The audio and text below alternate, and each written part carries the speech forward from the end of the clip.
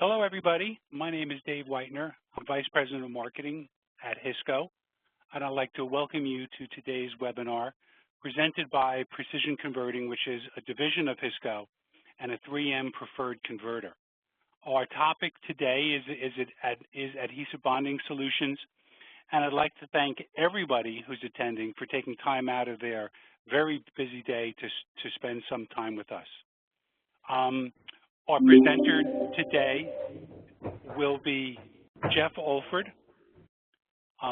Jeff has been an engineering sales representative with Hisco for over 8 years and is one of the best where we have at Hisco. We're very proud of his performance and glad to have him on the team. You can see some of his background: over 20 years experience in converter adhesive film applications, worked with a handful of very good companies as a sales engineer, and is one of the most knowledgeable people about converting that we have. I'd like to turn the presentation over to Jeff at this point. Before I do, I would like everyone to feel free to send me comments, but please use the chat box to send your comments in. The chat box is accessible through the top of your screen. And then send me all of your comments and questions, and then we'll review them at the end of the webinar. Jeff, take it away. Well, good morning or afternoon, everybody. This is Jeff Alfred speaking, and I just want to, again, thank you for attending our webinar today. And I just wanted to give an overview of what we're going to discuss as far as bonding solutions. We're going to deal today with film adhesive systems. This is not going to be a presentation on liquid adhesives. This is going to be focused mostly on heat-activated films and also on pressure-sensitive tapes. And just quickly, Dave, I just want to do a quick sound check. You can hear me okay? Yes, I can. Thanks. Okay, thank you. And so what you're going to learn today is we also have a special guest, Billy Colfer, who's in attendance on this webinar. He's our 3M preferred converter rep, and he's attending this, and he's going to be speaking shortly because we are connected with 3M through their technologies, and their technologies bring a lot of different adhesive tape technology to us. And so we have Billy Colfer who's going to be speaking. And then we're going to talk briefly about Precision Converting, a division of Hisco, the types of adhesive systems that are out there, some of the terminology that's used as well, and then some of the processes that we use for bonding. Most of us have grown up with adhesive tapes. You think about every time you've used, say, 3M Scotch tape, masking tape, all these other different tapes, electrical tapes that you've used at home. Most of the times we're doing a lot of trial and error when we go buy some tape at the store, or maybe we read what it's supposed to be used for. So our objective really today is to give you a little bit of background information so that it will help you drill down through the different adhesive tapes, and there are many out there in this marketplace, to help you select quicker the type of tape that you might be looking for a given design application. So with that, I want to turn it over to Billy, and he's going to talk about 3M's technology and how that is available to you as well, since we partner very closely with them. So here's Billy Colfer.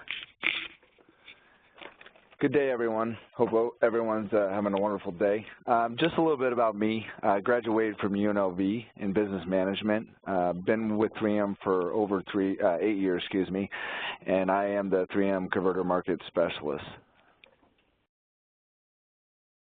So today we're going to talk about being a preferred converter and what that entails. So what is a preferred converter? This is really a an elite group, a prestige status within 3M. So this is the highest level that 3M offers a converter. And with that, we want a leading partnership with our converter. We want loyalty, we want trust, and a proven success within their field of expertise.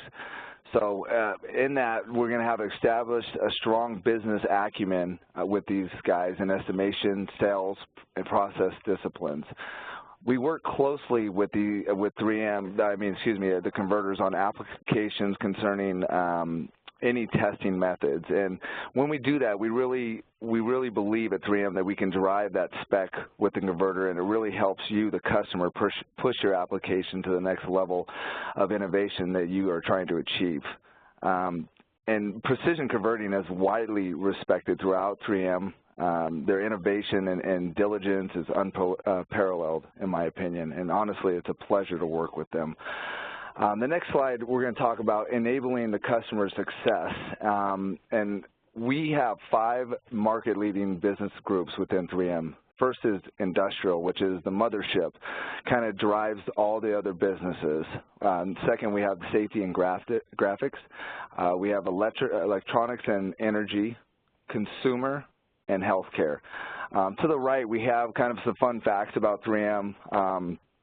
I think the one that we're most proud of is our R&D investment, which is $1.6 billion. And what that entails is, next slide please, we have 46 core technologies in those platforms, and we segment that out in 4 different groups. This is kind of our periodic table of elements, if you will, but we have materials, we have processing, we have capabilities and applications. R&D is one of the engines that fuel 3M and that drive our innovation. That innovation and growth is stimulated heavily by our converters like Precision Converting and customers like you. We also work closely to have access to our lab, so that's offered to you as well as far as if you want age testing, moisture and peel strength testing. It's absolutely free. Excuse me, and it brings a lot of value, we think, to our customer base as well as our converters. Right. So here's our innovation model. 3M converters basically have access to 55,000 products. Our technology platforms on the left, from abrasives to adhesives, ceramics, electronics, films, micro-replication, nanotechnology, nonwovens, precision coating, and vapor processing. We basically cross-pollinate this with any market that we can really drive, and these divisions, which is 29 divisions of 3M, they started talking, and that's how we are basically this opportunity drives development and utilization, and that's through our converters, and they really come up with these ideas. So it's the vast knowledge that a converter can bring and you can bring to us is just immense. So these are all our divisions. I didn't put all of them on there, but you could see the Converter Markets Group, again, Precision Converting has access to all these divisions, and they really bring a lot of innovation to you as a customer, and again, Jeff Alfred is just great to work with and has a lot of knowledge in these markets. So thank you for choosing 3M. Thank you for choosing Precision Converting. If you have any questions, please reach out to Jeff, and he'll connect with me, and we can definitely get on a conference call or make an end-user call to you. So thank you for your time today. Thank you, Billy. So just a little bit on Precision Converting before we get started. Precision Converting is a division of Hisco. It's our manufacturing arm. The word converter basically it's an old term that was used for being able to convert raw materials, and in this case we're talking about adhesive tapes. So a little bit later in the presentation we're going to just show a couple slides about our manufacturing capability. But Precision Converting being a division of Hisco, and Hisco was founded in 1970 and they're headquartered in Houston, Texas. We have about 470 employees. We're an ESOP company, producing about $270 million in annual revenues, and we're spread out throughout North America, including Canada and Mexico. There's most likely from your area, there's probably a local branch near you with a Hisco sales rep. And I spend a lot of my time in the Western region supporting those reps from a technical standpoint. So you can always reach out to a local Hisco rep if you have an application, question, problem. And of course, like Billy informed us earlier, we certainly rely on 3M to provide a lot of that core R&D testing capabilities. I mean, there's a tremendous amount of value that could be brought to you in solving adhesion issues using both Hisco and 3M Corporation. So we're going to start on adhesives. And so I said that we're going to focus on film adhesives only, not liquids. And so there's really two classifications of adhesives. There is heat-activated adhesive. Sometimes people like to call that a B-stage adhesive. And heat-activated, obviously by the name, is referring to having to apply heat and pressure to achieve a final bond strength. And then there's the pressure sensitives that everybody is familiar with just from the Scotch tapes that we use when we're closing in on Christmas to wrap our Christmas gifts. That's just that, you know, thumb appeal. When you peel it off and it's sticky, it implies pressure sensitive to it, and it just requires a certain amount of pressure to apply it, and the pressure sensitive adhesive is what's applying the holding power. So a little brief background on heat-activated adhesives. There's two types of heat-activated adhesives. There is a thermoplastic, and then there's also a thermosetting adhesive. The difference between the two, thermoplastic means that it hits a certain melt point, which could be something between 85 degrees C and maybe 140 degrees C. And that is melting and developing an adhesion to the surface or substrate that you're bonding to. It usually requires a lower melt point than thermosetting, but by its nature, thermoplastic means that you could rework it. You could reheat it. It will melt again, and then it will reset on that surface.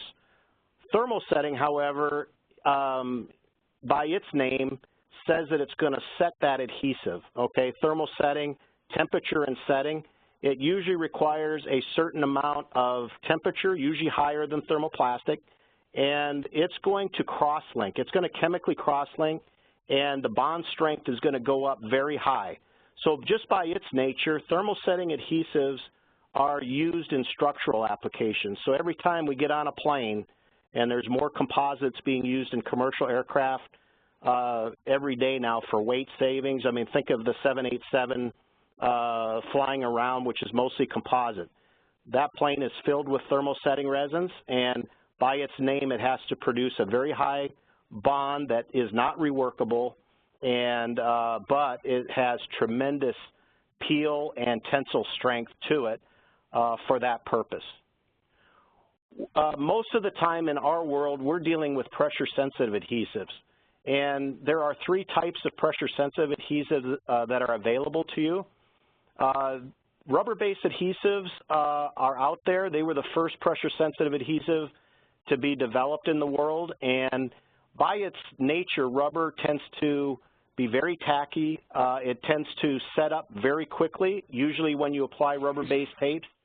Rubber-based tapes develop 95% of their bond on contact. And they're usually very good for like foam bonding applications, other applications that may not be as critical as, say, what an acrylic adhesive would require. Acrylics, on the other hand, have similar performance to rubber adhesives. There's some benefits to acrylics. They tend to develop stronger bonds and have much higher temperature performance, up to 400 degrees Fahrenheit. They tend to also be very chemically compatible too. Whereas rubber-based, if rubber adhesives, say, get above like 140 degrees Fahrenheit, and let's say it's going to be exposed to a chemical solvent, it's going to fail fairly quickly. Whereas acrylics, you need to dig a little bit into the chemical compatibility of the acrylics, but overall they're going to perform much better than rubber-based adhesives, and the service performance of acrylics outperform rubber over time. depending on the application, usually measured in 5 to 10 years at least. The other pressure-sensitive tape that is out there is silicone pressure sensitives. These are for extreme temperature situations where you need a very high temperature resistance, usually performing up to about 500 degrees Fahrenheit. They're also suitable, too, for bonding to other silicones. Usually similar materials bond better together, and in this case we have to take advantage of that. So, for example, in the case of a silicone rubber, silicone PSA is probably the only adhesive that you're going to be able to get that's going to bond to a silicone just because of the molecular compatibility between those two materials. And, of course, silicones also are even higher for chemical, moisture, and UV resistance as well. The disadvantage to just straight going to a silicone adhesive for your application is you're going to pay a 2 to 3 times premium for a silicone adhesive. So our first question, rubber-based adhesives are good candidates for many foam bonding applications. Is that true or is that false? In this case, it is true that rubber-based, don't discount. Many people go straight to acrylics, but in this case, rubber-based PSAs are excellent candidates for foam applications, foam stripping, foam gaskets. It tends to perform very well. It bonds very well to foams, including open cell foams, and it just has a similar operating performance range to foams as well. So don't discount rubber-based adhesives. Know your service temperatures and application, and don't be afraid to pick a rubber-based adhesive system. Another classification of adhesives that are out there that you're very familiar with, even though you probably don't think about it much, is optically clear adhesives. These are acrylic PSAs. By the name that is given, they are film acrylic adhesives that are 99% optically clear. If you happen to have an iPhone in your possession, there is a 10 mil layer of optically clear acrylic adhesive between the Gorilla Glass and the LCD display. And the reason that they put that in there is they bond those two surfaces together. They eliminate 2 surfaces of reflection, and they increase the brightness of your display by 300% just by doing that particular application, and that's why they use it there. And it comes in some LSE material adhesive variations. LSE stands for low surface energy, and we're going to mention low surface energy in a minute, so I'm not going to talk about that here. And then, of course, there's also some large choices for how much adhesive that you have to place in that system there. And then, of course, I already mentioned that these optically clear adhesives are 99% transparent, which they need to be for this type of display application. They also are compatible with EDO coatings, which is your EMI RFI shielding coating that's placed on the glass to prevent radiation from escaping your phone, so it's compatible with that too. And the reason that they use the film adhesives is they're so much easier to use than liquid optically clear adhesives. And there's no cure time. So, just to review some of the advantages of pressure-sensitive adhesives, the adhesives come ready to use. So there's no liquid mixing, there's no brushing, you're not applying it that way. It's basically just like your Scotch tape at home. You just take the roll out, you peel it, you stick it to your surface. It doesn't have any squeeze out of liquid, so there's less mess and it has a more accurate placement to it. And then, of course, a big part of our business is die cutting that material to a specific shape. We would also help you by combining it with another material, maybe for a die cut electrical insulator or a gasket. And the benefits of the PSA by nature is that it's viscoelastic, so it doesn't change state. It does not cure. It stays in that viscoelastic state. When you apply your thumb to it, it feels tacky. it's conformable, and it eliminates the possibility of fracturing. If you've ever worked with any of the cyanoacrylate glues, the CA glues or epoxies, you know that in vibration or drop tests that can fracture pretty easily. And in most cases, there's virtually no odor to these systems. They're fully cured, so by the time you get it, there's no odor associated with it. And then we're going to talk coming up here on all the different substrates that it can bond to. So our next question is, PSAs require at least 24 hours after bonding to fully cure to the part. Is that true or is that false? And in this case, it's kind of a trick question because really you should allow 72 hours for that PSA to wet out on the surface that you're bonding to before you start testing it. But in this case, we're going to say it's false because PSAs are already fully cured systems. Their adhesion to the surface you're bonding to is only developed by the affinity that adhesive has for the surface, the wet out. It's going to wet out on that surface, but there's no curing involved there. So some of the terminology that's used in this business for studying and classifying adhesive tapes, the first word is adhesion, and that is the ability of the adhesive to stick or bond to the substrate that you're bonding to. So think of metals, plastics, foams, rubber adhesive materials. That's the ability of that adhesive to hold on to that surface is what we're talking about when we say adhesion. Cohesion is actually the mechanical strength of the adhesive itself. Some of these adhesives are very soft, some of them are very firm, and cohesive strength is when you get a full bond to two substrates and you attempt to pull it apart. If you've ever pulled apart a substrate that was bonded with tape and you left adhesive on both surfaces, you basically created a cohesive failure. You left adhesive on both substrates, you pulled apart the adhesive based on its internal strength. And then I mentioned already that substrate is basically the surface that you're bonding to. And we mentioned earlier surface energy. Surface energy is basically the measure of molecular attraction of the contact with the material and the ability of the PSA to stick to it. And there's different ways which we're going to talk about how you measure surface energy of a material that you want to bond to. And then wet out, like I mentioned earlier, wet out has to do with the flow of that adhesive and its ability to stay intimate with the surface you're bonding to, increasing the contact area.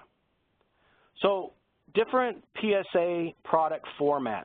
These tapes come in a wide variety of formats, and we're going to touch upon these real quick here so you understand the terminology of each one. Adhesive transfer, let me see if I can, oh, shoot, I just did something there. What did I do? Hey, Dave?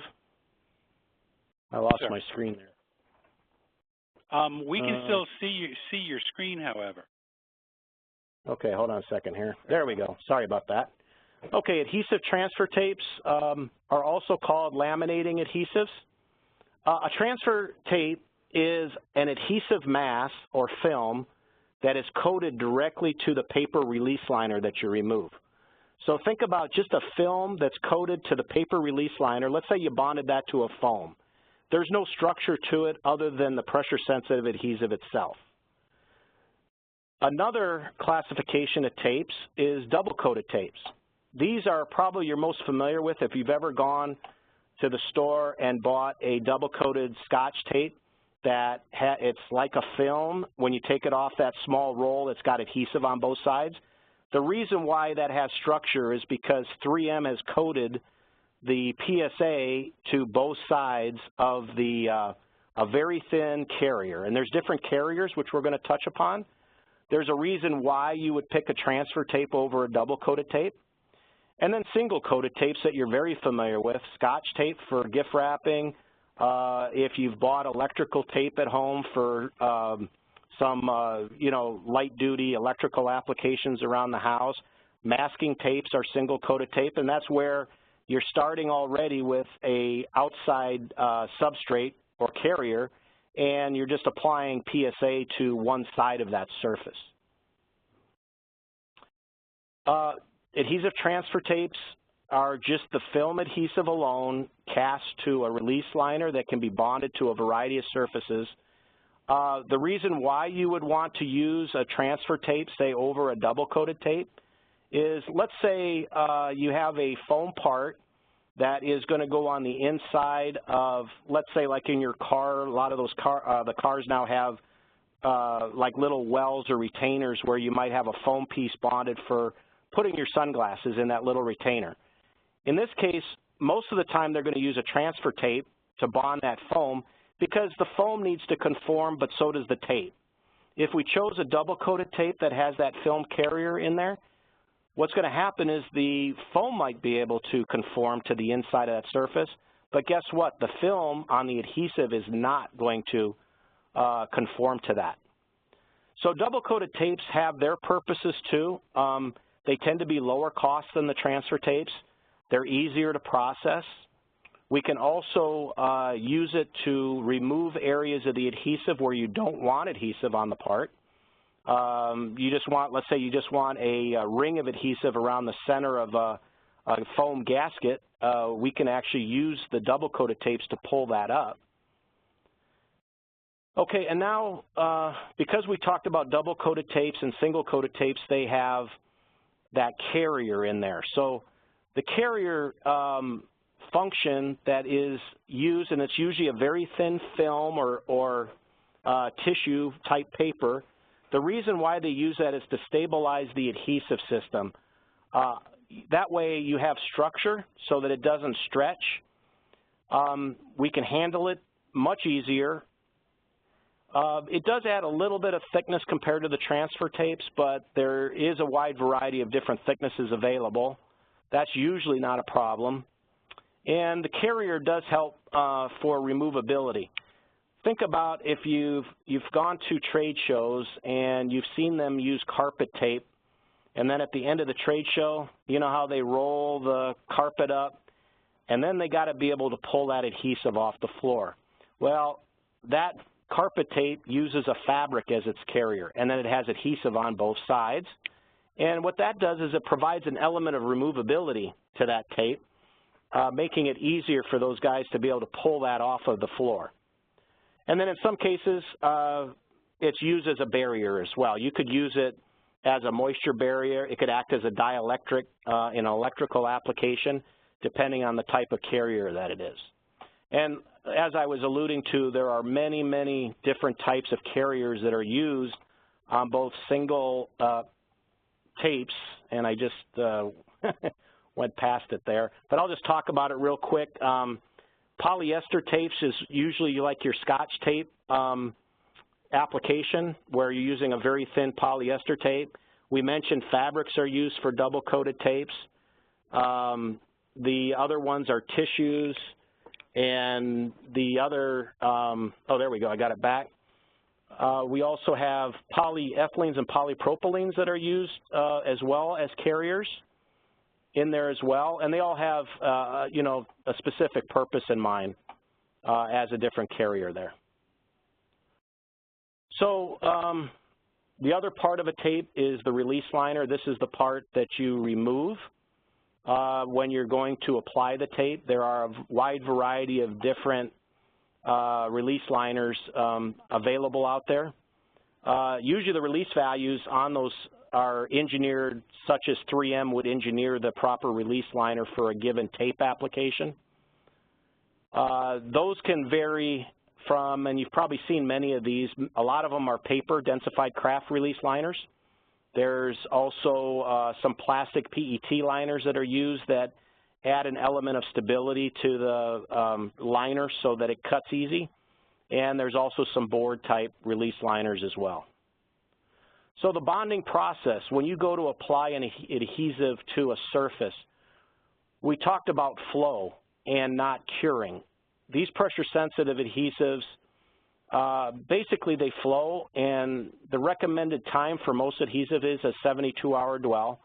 So after you apply it, let's say you're working on a new application, you want to apply an adhesive and then you want to start doing some peel and tensile test on it. The recommended time is to leave that on the surface for 72 hours before you start doing any testing. And in general, that's usually acceptable because most of the time you're manufacturing a product, the adhesive is on there well beyond the 72 hours before it's ever put into service. In some cases, it's not, though, right? Sometimes it's instantaneous use in the form of a carpet tape, let's say, where it has to perform right away. But in general, if you have the time, most adhesives should be tested after 72 hours. I also mentioned earlier the difference between rubber and acrylic adhesives. And rubber-based adhesives, they developed initial tack right away. 95% of its total adhesion value can be gained within an hour of application. Whereas acrylics, they tend to wet out on the surface over time. They don't develop their ultimate bond strength for 72 hours or so. And, you know, the purpose behind just recognizing that is I'm sure that you have picked up some tapes before and you've done the old thumb test where you touch it and you go, wow, this isn't very tacky. This can't be a strong adhesive system.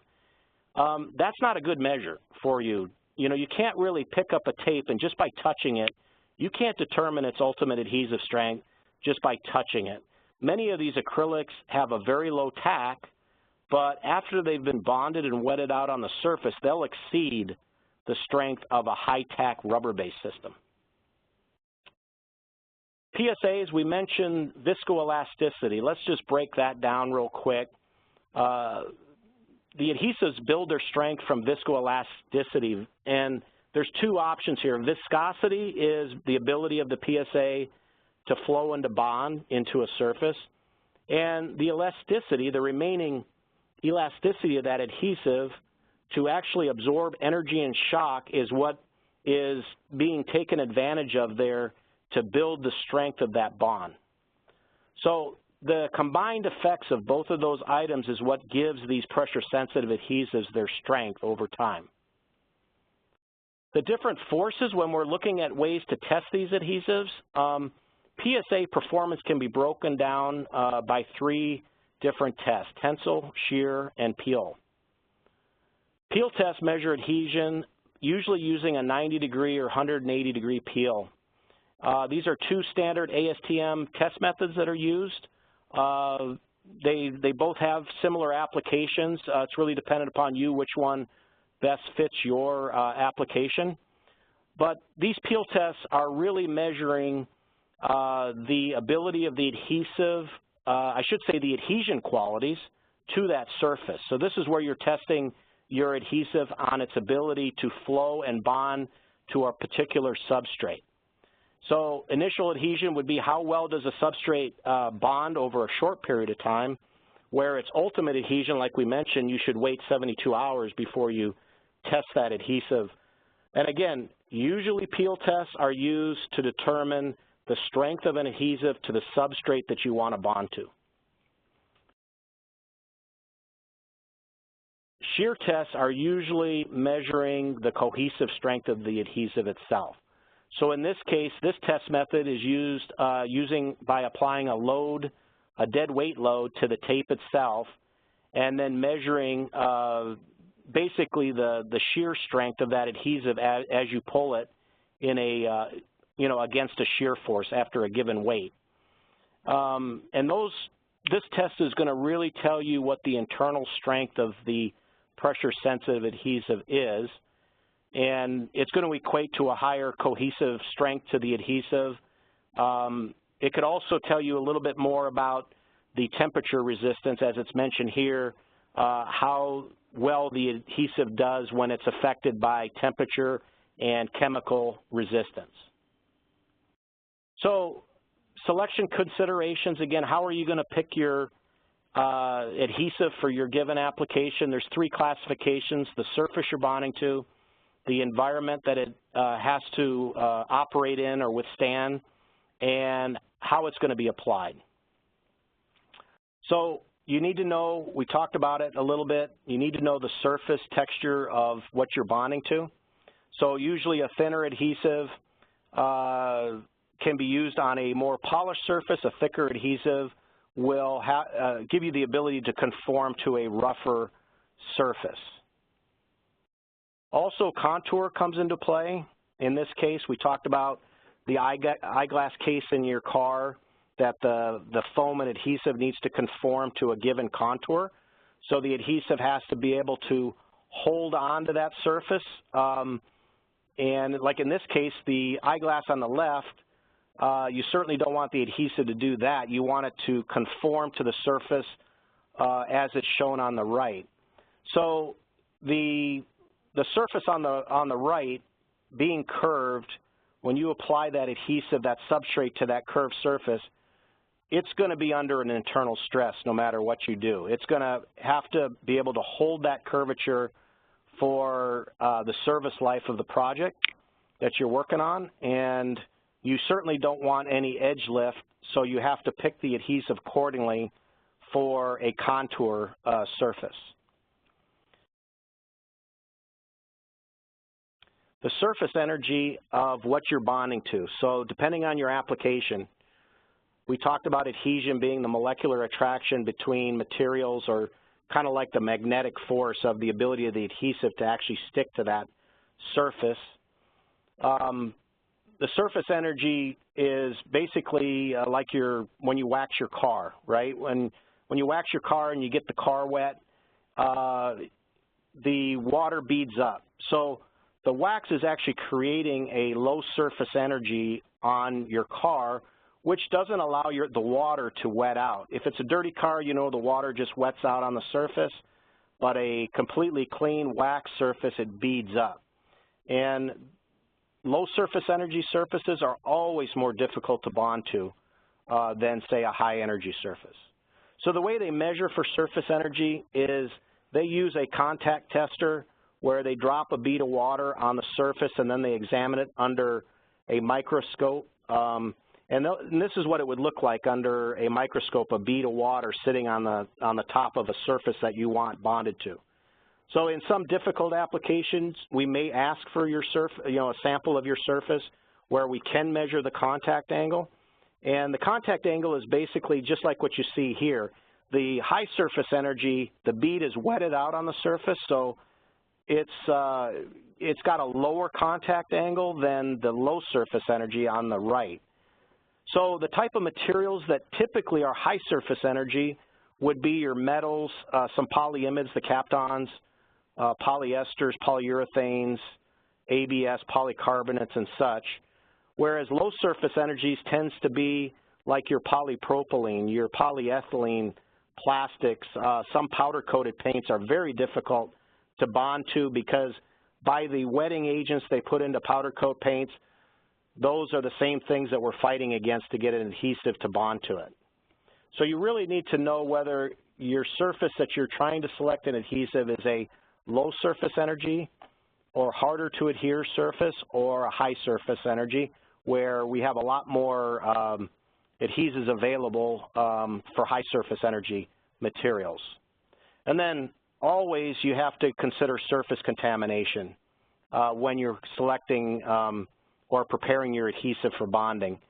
Any grease, moisture, oil, or any mold release on a surface is going to create a barrier, and it's not going to allow that adhesive to wet out on your surface.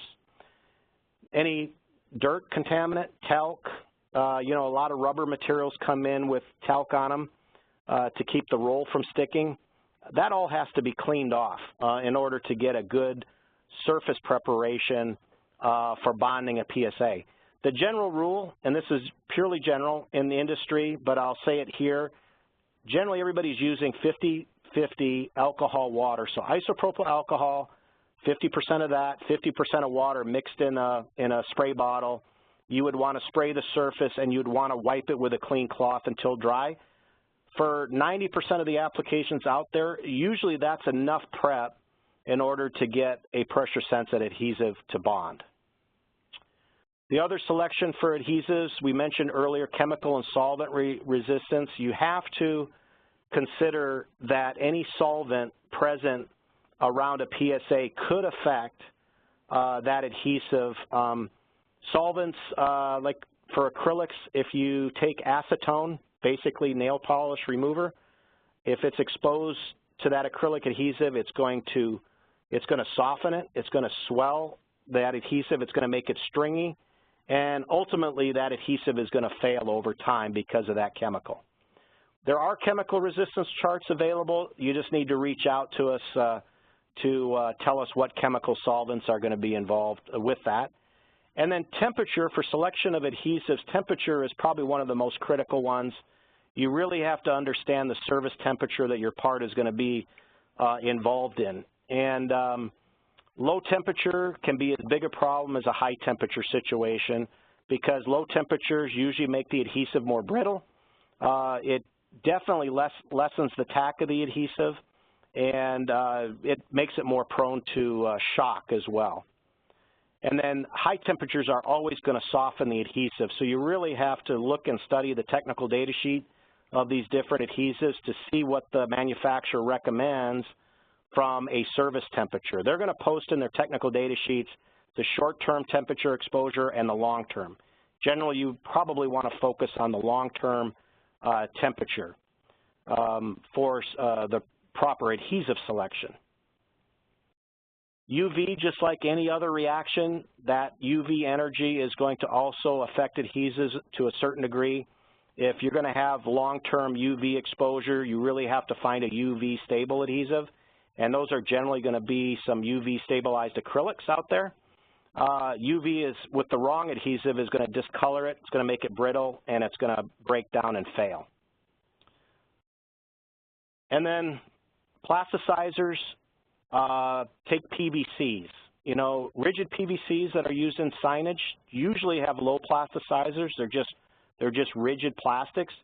But think of a freezer door that has those strip doors, that flexible PVC that you walk through when you're going into a walk-in refrigerator or freezer. They add plasticizers to those type of plastics to make them soft and pliable. And just by that nature of doing that, it's going to cause that adhesive, if it's not chemically resistant to it, it's going to cause it to soften, discolor, and ultimately, with the wrong adhesive, it's going to fail.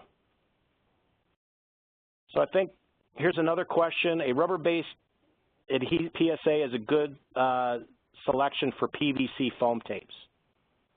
And in this case, the answer to that is false because PVC foams, being flexible, are loaded with vinyls and plasticizers. Without the right adhesive system bonded to a PVC, flexible PVC foam, you're going to certainly get a failure over time. So in this case, if you're dealing with PVC foams, you'd have to ask us for the proper recommendation for a chemically stable acrylic for that type of choice. And then lastly, application recommendations for applying adhesives. Remember that 72-hour test that when you apply that adhesive, wait the 72 hours before so it can develop its ultimate bond strength, and then you could go about your testing and seeing if it's going to perform in service. And then temperature is important too, even during application. I would say that really pressure sensitives, you really don't want to apply them in temperatures less than 50 degrees Fahrenheit. It's too cold to wet out at that point, and there are adhesives out there that will do well in applications below that, but they're generally rubber-based adhesives. So in general, if this is being done in a manufacturing facility, you certainly want to be doing it above 50 degrees Fahrenheit. And then applying adequate pressure is usually done with a nip roller. Generally, you don't have to apply extreme pressure to these adhesives to get them to stick. Simple roller pressure is usually enough to get it to bond up. So that was covering the different tapes and adhesive selections and also application. I just wanted to just take a quick second. These tapes are, obviously, in most cases, they need to be converted. You're not going to buy a big roll of it and go about cutting it yourself usually. So Precision Converting has 3 manufacturing locations in Corona, California, in Addison, Illinois, and Houston, Texas. We have about 70,000 square feet of manufacturing space that's available for your use. And in general, this is what we're doing. We're combining a variety of different materials and adhesives. We have equipment that specializes in dealing with these types of tapes, and we're providing die cutting services. We have a CNC laser for laser cutting these type of materials. We laminate PSAs to substrates for you before die cutting, and then we can also do tapes too. We can actually make a custom tape for you. If one is not available off the shelf, we can certainly create a tape roll for you. We're also both AS9100, the aerospace side of the ISO spec, and we also are ITAR certified for defense.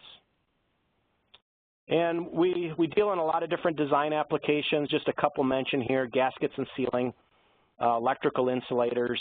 We do shielding products for EMI, RFI shielding and attenuation. And we also provide thermal management materials for both heat conduction and insulation. And some of these materials that do very good for thermal management also are great sound dampening materials. So we also do vibration dampening and sound absorption. And then the major industries that we deal in automotive for adhesive bonding to circuit boards, thermal pads for dissipation of LEDs, different types of dielectric insulators for batteries. And again, like a dielectric insulator for a battery would typically be some sort of film carrier with an adhesive on it that would be used or installed as a dielectric material. We also, because of our AS9100, we're aligned for aerospace and defense. We're doing structural adhesives. We touched on it at the beginning. B-stage epoxies require special handling. They need to be converted so that we don't generate any heat and start the curing process of those B-stage materials, and they're also structural for aerospace use. And we also deal in personal body armor materials for ballistic absorption of, you know, when what do you call a structural, or a, what do you call the armor on the body, when it takes a hit due to a bullet, it absorbs that energy. And then medical, we do have a clean room, class 10,000 clean room that we can use both for, I mentioned those optically clear adhesives. Those have to be processed in a clean room to prevent dust and dirt to contaminating that type of adhesive. But a lot of medical adhesives have to be processed in a class 10,000 clean room. And we're doing a lot more in the LED industry now, both from temperature performance, but also for application of those optically clear adhesives, because we're supplying a lot of light diffusing films into that market to basically spread the light of the LEDs around. And we also supply quite a bit of tapes, mostly single-coated tapes, into the oil and gas industry. It could be a thermal pad, it could be masking tape in that industry, and then we also supply some foam parts for vibration dampening and absorption in seismic cables. And again, I mentioned our certifications, AS9100, ITAR, and we also carry the environmental 14001 specification as well. So that's just a quick summary of our manufacturing capability. And we're, like we mentioned earlier, we are a 3M preferred converter.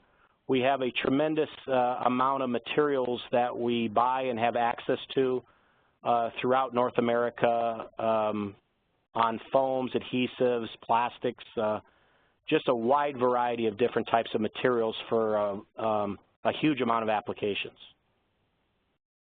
And with that, Dave, that was the end of my presentation. Thank you, Jeff. I would ask anybody with a question to use the chat box now and write the question into me, and I will pass it along to Jeff to answer. In the meantime, as we wait for people to type and form their questions, I wanted to mention that if you're a current Hisco customer, any Hisco salesperson you work with can be your conduit to precision converting. So if you have a need, if you saw an application that was interesting, please go right ahead and contact your Hisco salesperson. If you're not a current Hisco customer, please look for the thank you email that you'll be receiving tomorrow, and there's contact information on the email you can use to reach out to Hisco and get started on the process. I would also like to mention that this webinar will be repeated on October 18th at 2 p.m. Eastern Time. If you would like to attend again, or more likely, there's other people you work with who could benefit from this information, please let them know. At that point, I don't see any questions yet, Jeffrey, so okay. I think we will wrap this up. Oh, wait, well, here's one. If the application involves high humidity, what is the best adhesive to use to bond plastic housings? Humidity, I think in service, I think humidity is not as big a factor for once the adhesive is wetted out and is in service. High humidity generally does not affect these systems because they're fully cured already. Now, if it was direct presence with moisture, meaning it's going to, have standing water against it, then you definitely have to start worrying about that more. But relative humidity, since it's fully bonded to both substrates, it's not really going to be exposed to that much moisture. So most of these PSAs, especially the acrylics, will do very well in a high humidity condition, as long as it's already been, put together, assembled, and it's wetted out on that surface. Okay. Another participant would like more information on LED applications. Is there more available, and how do they get it? Okay. We supply a variety of different materials into the LED market. I think, Dave, if we could get an email so we can respond with some tech data sheets. We supply flame barrier materials into the LED market to pass UL. We supply optically clear adhesives into that, those applications where it has to be 99% transparent. We supply light diffusing elements in there to spread the light or shape the light, depending on the application. So we convert a lot of those materials already. I think we just need an email to provide some information back to them. Okay, and we'll do that after the meeting. Any last questions?